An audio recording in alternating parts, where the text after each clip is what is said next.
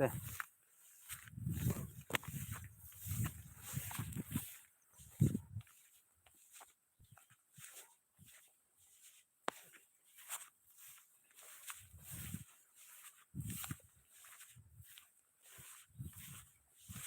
mkorosho tena. Muda huu hamna hata mabibo. Sema nitakula bibo basi nipate nini? Nipate maji mdomoni. Hakuna. Ni shida.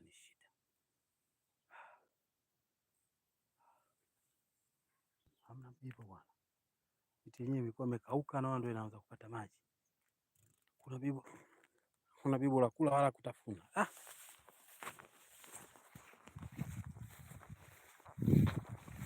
Sema kinachoshangaza umeme uhakika yani kutosha.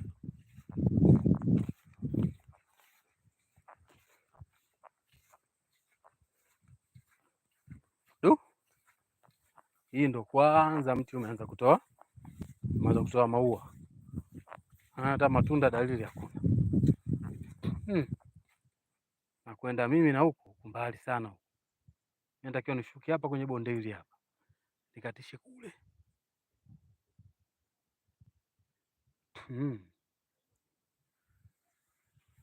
Siendi huko bwana. Natakiwa nipite hapa.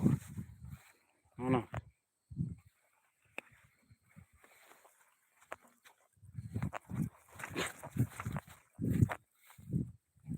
Naona ile bonde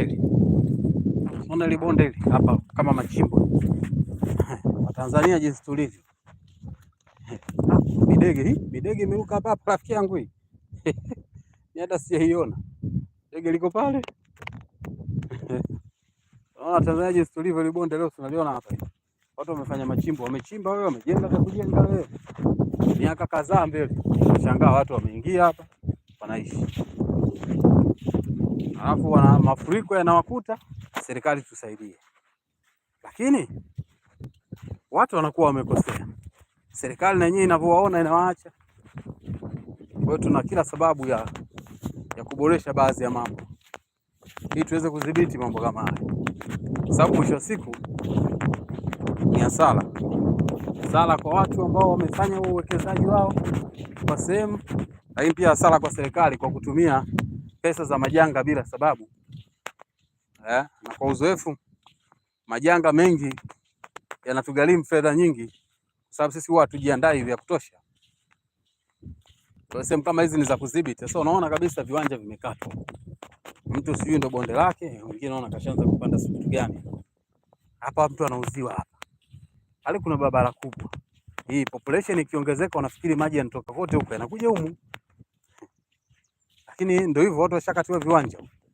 Na mtu anajiona sasa hivi burudani kwa sababu pengine yuko peke yake au wako watu wawili. Lakini pakishajaa manyumba ya watu huku Swahilini, tayari ni shida. Kwa hiyo vitu vya kudhibiti kabla mambo hayajatokea. Anyways, watu bwana wengine wanakimbilia hivi viwanja kwa sababu pia ya kiwango cha maisha walichokuwa nacho. Kwa hiyo huwezi kulaumu sana, lakini mwisho wa siku kama nchi tunahitaji kuboresha baadhi ya mambo ili wananchi wadhibitiwe kuingia. Kwa mfano kama hapa ni kudhibiti tu watu wasiingie. Yule ambaye ameuza na nini awajibishwe. Lakini nani atafanya hivyo? Nani amfunge paka kengele?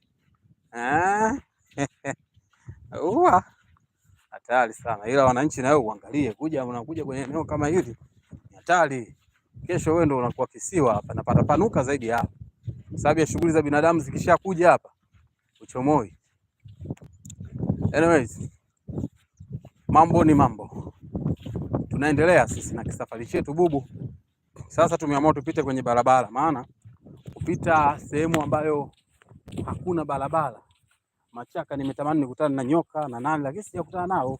Kutana tuna wanyama wa kawaida na vitunda vyenyewe nilivyokutana navyo sio vitunda vyangu ninavyovipenda vile.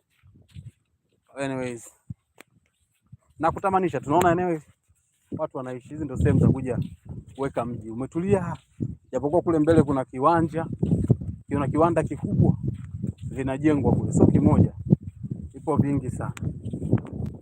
Kwa hiyo changamoto ni kwamba kote nilikotembea huko zaidi ya masaa hakuna huduma ya jamii yoyote, hakuna duka wala nini. Tamani ningekuwa tena duka